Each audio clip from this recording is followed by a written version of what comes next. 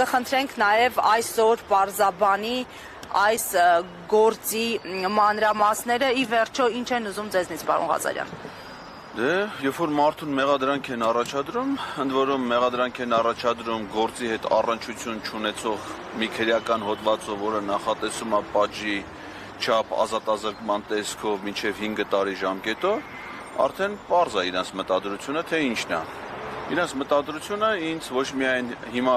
խոսքի սահմանափակումներ կիրառելն է, այլ ազատազրկման միջոցով հանրային կյանքից հեռացնելն է։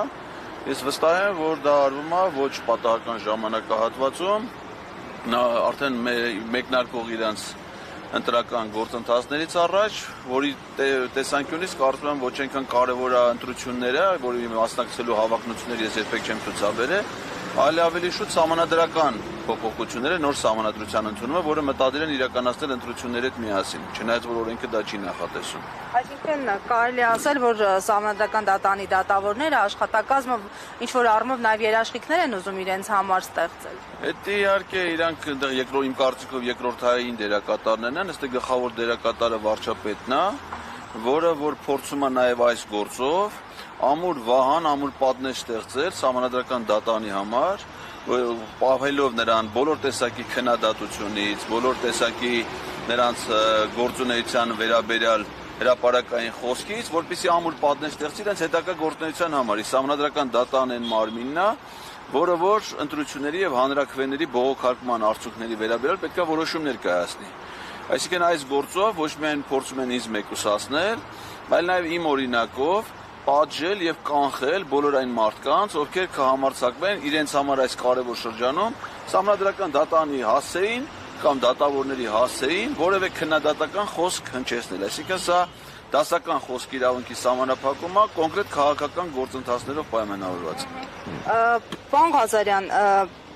ինչու այս երկակի ստանդարտները ժողովրդավարության բաստիոն Հայաստանում, որ օրինակ սահմանադրական դատարանի շենքը շրջափակած իշխանությունները, տարբեր մանր ու մեծ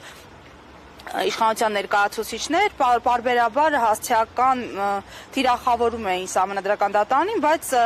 որևէ այսպես գործընթաց առաջ չառաջացավ, բայց հենց ձեր պարագայում հանկարծ վիրավորվեցին, հասկացան, որ իրենց շահերին վնաս եք պատճառում ձեր հայտարարություններով։ Մենք ճիշտ ասած մեր պաշտպանական թիմից Արսեն Բաբայանը միջնորդություն ներկայացրել էր քննիչին, մերժվել է այդ միջնորդությունը, ես կարծում եմ, որ մենք այս դատականության ընթացքում դրան նորից կանդրադառնանք, որ այս գործի շրջանակներում որպես մեղադրյալ ներգրավեն Նիկոլ Փաշինյանը, Ալեն Սիմոնյանը, Անդրանիկ Քոչարյանը, Արուսյակ Ջուլհակյանը, այնտեղ ես հիշում եմ նաև էլի շատ մարդիկ կային, ովքեր որ թիրախավորել էին եւ ավելի կոպիտ արտահայտություններ են հնչեցրել քննադատական վիրավորական իմաստով ՍԴ 2019-20 թվականի կազմի վերաբերյալ, քան ես իմ արտահայտություններն եմ արել, ընդ որում դա քննարկենք ինչ որակի արտահայտություններ են Հայաստանի եւ Ադրբեջանի սահմանային հանձնաժողովների կանոնակարգի որոշման հետ կապված։ Հետևաբար, եթե դա է գործի քննությունը, ապա պետքա այդ մարդիկ նույնպես մեղադրյալի կարգավիճակ ունենան։ Ընդ որում մարդկանց մասին, որ դուք խոսում եք, Նիկոլ Փաշինյանը ոչ միայն սահմանադրական դատանում էր կազմակերպել շրջափակումը, այլ հենց այս դատարան ինքը անձամբ է շրջափակել։ Այդ կադրերը կան, որ Նիկոլ Փաշինյանը անձամբ եկել է եւ շրջափակել է Երևան քաղաքի ընդհանուր իրավասության այս դատանը։ Ես այս անկեղծ ասած սպասում եմ, որ երևի կգա ժամը 11-ին է կառավարության, ինչը մինչեւ այդ գա մի հատ սիրուն իր ձևով շրջափակի այս դատարանի շենքը, թույլ չտա դատավորները մտնեն ներս, մի հատ արդարադատության իր ճիշտ խոսքը ասի, նոր գնա կառավարության նիստին։ Ես ակնկալում եմ, երևի կգան էլի, դե հիմա վերեպրոբկա բանա, դրա մի շուշանում եմ, բայց ես ակնկալում եմ, որ Նիկոլ Փաշինյանը, մյուս ԿՊ-ականները, մատ սիրուն գան այսօր այս դատարանի շենքը շրջափակելու։ Պարոն Ղազարյան, անդրադառնալով ներքաղաքական օրակարգերին, որովհետև դուք նաև հանրային ու քաղաքական ակտիվ գործունեություն եք ծավալում, ինչպես եք տեսնում հենց այս իշխանությունների հեռացման գործընթացը, իմպիչմենտի մասին են վերջերս շրջանառում տեղեկություններ, ինչպես է դա հնարավոր եւ արդյոք այս թիմ ընտրությունները կարող են դառնալ պրոլոգ իշխանահեռացման համար։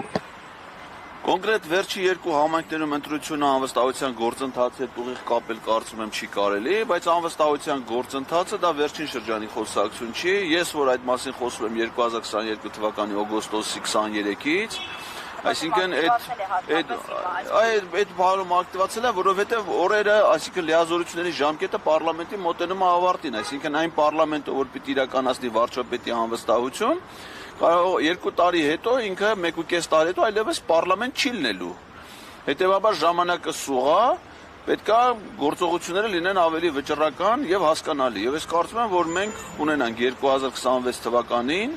ազգային ժողովի հերթական ընտրությունները եւ այդ ժամանակ վարչապետը Նիկոլ Փաշինյանը չի լինի։ Մինչ այդ ազգային ժողովը նրան անվստահություն կհայտնի եւ ազգային ժողովի այդ տրամաբանական օրինական սահմանադրական որոշմանը ժողովուրդը կցուցաբերի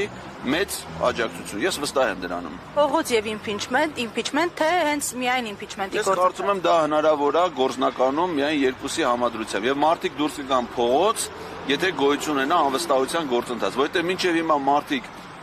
փողոց դուրս են եկել տարբեր առիթներով։ Դեռևս 21 թվականից չէ հայրենիքի փրկության շարժումից մինչև դիմադրության շարժում, մինչև սրբազան պայքար։ Դուրս են եկել հրաժարականի պահանջով, նա հրաժարական չի տվել։ Հետևաբար փողոց դուրս գալ ուղղակի աննպատակ հանրահավաքային ելույթներ լսելու, ես դա կարծում եմ իմաստ չունի։ Երբ որ խորհրդանում սկսի քաղաքական գործընթաց, ժողովուրդը դուրս գա այդ գործընթացը պաշտպանելու, այդ երկուսի համադրությունը կտա արդյունք եւ ես կարծում եմ դա երկար չի տևի, կարող ամեն ինչ մոտ մի ժամում ավարտվի։ Պարոն Ղազարյան, նաև կխնդրեմ անդրադառնալ արտգործնախարարության վերջին հայտարարությանը Լեռնային Ղարաբաղի եւ Լեռնային Ղարաբաղի բնակիչների առնչությամբ, ինչպես է գնահատում, ինչ էր դա։ Դե արտգործնախարարությունը ակնհայտ Ադրբեջանի արտգործնախարարության մի հատ բաժին է դա, ամեն մի նախարարությունում տենց ռեգիոնալ վարչություններ ու բաժիններ կան, էլի։ Օրինակ Ադրբեջանի արտգործնախարարությունում կլինի սահմանակից երկրների վարչություն ու բաժիններ։ Հիմա Հայաստանի արտգործնախարարությունը դարձել է Ադրբեջանի արտգործնախարարության սահմանակից երկրների վարչության Հայաստանի բաժին։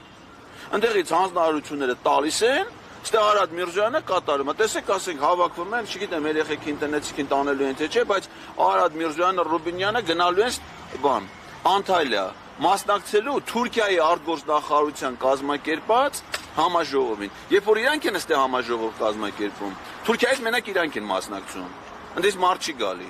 Բայց երբ որ Անտալիայում Թուրքիայի արտգործնախարարությունն կա, ինչքան կազմակերպել է, այդքան գնացել են վերջի տարիներին։ Այդ մարդիկ Հայաստանի հետ կապ չունեն։ Այդ մարդիկ Ադրբեջանի, Թուրքիայի շահերը սպասարկող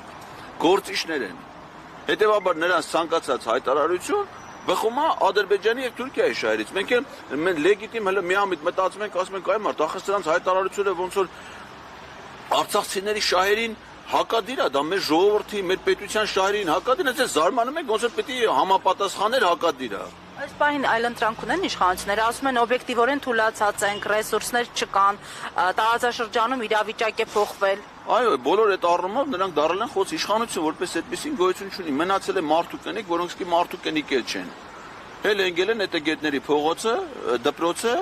դաս են տալի։ Ուրիշ մարդ չի մնացել դրանց շրջապատում։ Այդ երկուսն են մնացել։ Այլընտրանք ունի իշխանությունը ըստ ձեզ։ Իհարկե չունի, իհարկե ունի այլընտրանք, բայց ամբողջ հասարակությունը դրա այլընտրանքն է, էլի։ Շնորհակալություն։ Ես եմ շնորհակալ։